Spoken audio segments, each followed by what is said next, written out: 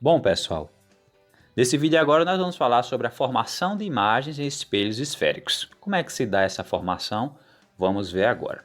Então nós temos aqui o caso para o espelho côncavo, vou fazer aqui alguns exemplos, mas para o espelho convexo é muito semelhante, certo? É muito semelhante também. Primeiro, para a gente estudar isso daí, tem que colocar o objeto em algum ponto.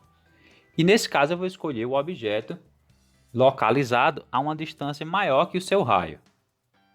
Certo? Então eu vou colocar nessa posição aqui, ó. Então aqui nós temos o objeto, o raio seria daqui até aqui, então está aqui, ó, maior do que o raio. Bom, para a gente construir a imagem desse objeto, é necessário conhecer os raios principais. São alguns raios que vão sair daí do objeto e que ao interagir com o espelho vão formar a imagem. A gente vai analisar para colocar aí essa imagem um ponto, apenas um ponto, e os demais pontos que existem nesse objeto, né, que formam esse objeto, aconteceria algo de forma muito semelhante ao que a gente vai fazer com esse ponto aí, que foi chamado de A. O primeiro raio diz o seguinte, ó.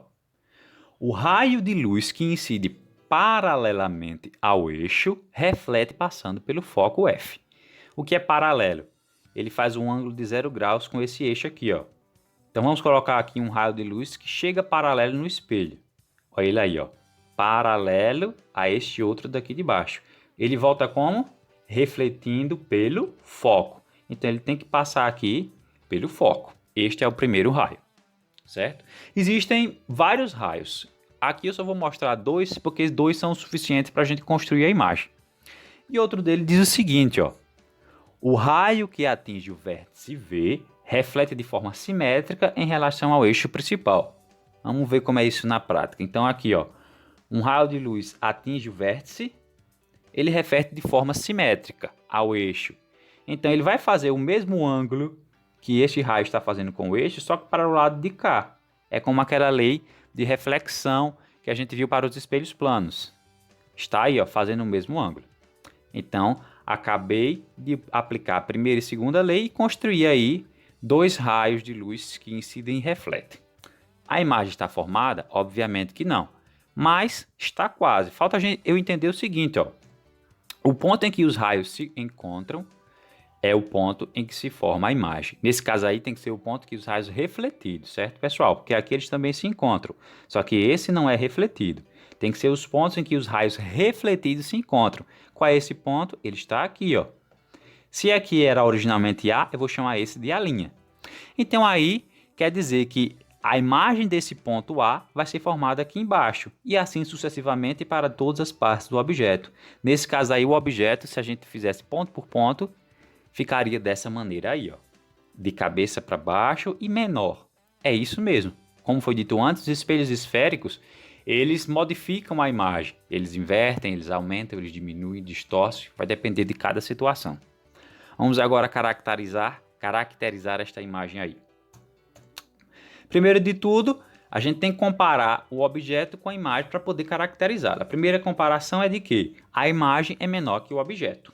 Nessa posição em que aí o objeto foi colocado, sua imagem ela é o quê? Menor. Essa é uma característica.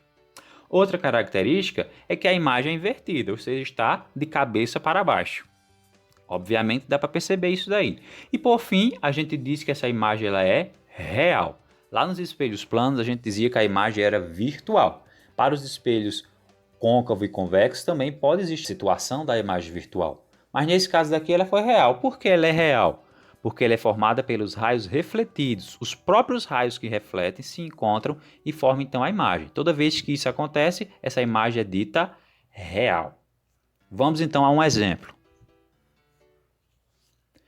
Temos aqui mais uma vez um espelho côncavo e diz, ó, desenha a imagem do objeto que se localiza sobre o centro de curvatura e especifique suas características.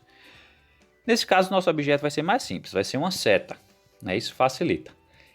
Bom observar aqui que ele diz que está sobre o centro da curvatura, ou seja, sobre o ponto C. Vamos ver como é que vai ser essa imagem. Será que ela vai aumentar, diminuir? Vamos ver aqui, né? Para isso, como foi dito antes, vamos usar os raios principais. Relembrando aí, ó. Primeiro ele diz que o raio que incide paralelamente ao eixo, vamos colocar ele, reflete passando pelo foco. Incide paralelo, volta pelo foco. Acabou de acontecer. Segundo raio, o raio que atinge o vértice V Vamos ver ele aí, ó. Reflete de forma simétrica em relação ao eixo principal. Então, o mesmo ângulo que faz aqui com o eixo, tem que fazer para esse lado também. Vejamos aí. Por fim, como foi dito antes, o ponto em que os raios refletidos se encontram é o ponto que se forma a imagem. Então, aí nós temos o A'. Se a gente for desenhar a imagem agora, ó, a gente observa que as características mudaram um pouco. Como é que está agora? Está menor, maior ou igual? Nesse caso aí, ela está com o mesmo tamanho que o objeto. Então, sempre que o objeto estiver sobre o centro de curvatura, sempre, a imagem tem o mesmo tamanho que o objeto. Outra coisa é que ela continua invertida, certo? E por fim, a gente disse que essa imagem também é real, porque ela é formada pelos raios refletidos.